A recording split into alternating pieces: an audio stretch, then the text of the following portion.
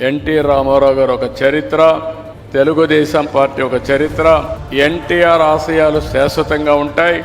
అదే సమయంలో ఆయన ఇచ్చిన మాట మీరు చూస్తే అనేక సందర్భాల్లో చెప్పిన మాట మనందరి చెవుల్లో ఇంకా వినపడుతూ ఉంటుంది. సమాజమే దేవాలయం, పేదవాళ్లే దేవుళ్ళని చెప్పిన ఏకైక వ్యక్తి నందమూరి తారక రామారావు గారు. ఆయన సంక్షేమ కార్యక్రమాలు ప్రారంభించారు. ఈరోజు దేశమంతా అమలు చేసే పరిస్థితికి వచ్చింది.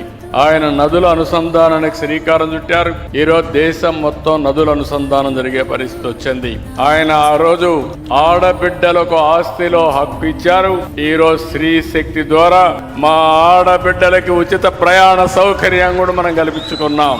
ఆ రోజు ఎన్టీ రామారావు గారు స్థానిక సంస్థల్లో 9% రిజర్వేషన్లు పెడితే ఈ రోజు నరేంద్ర మోడీ గారి ఆధ్వర్యంలో ఆడబిడ్డలకు చట్టసభల్లో 33% రిజర్వేషన్లు వస్తున్నాయి. అంటే మనం చేసిన ప్రతి ఒక్క పాలసీ ఈరోజు దేశానికి ఆదర్శమైంది. భవిష్యత్తులో కూడా ఆదర్శంగా ఉంటాయని చెప్పి నేను మీకు తెలియజేస్తున్నా.